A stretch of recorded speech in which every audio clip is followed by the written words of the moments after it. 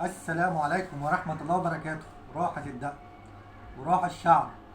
ونخش بقى بالجديد، بنلوك الجديد ده. خش لي هنا يا باشا.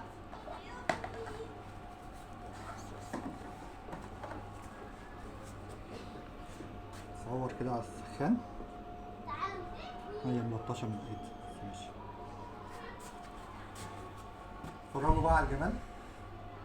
اتفرج على التحفة الفنية دي. طبعا دي شفناها المرة اللي فاتت، خلينا في دي. دي على فكرة القمر دي تعتبر بنت اختي وجارتي ومتربية معايا من واحنا صغيرين.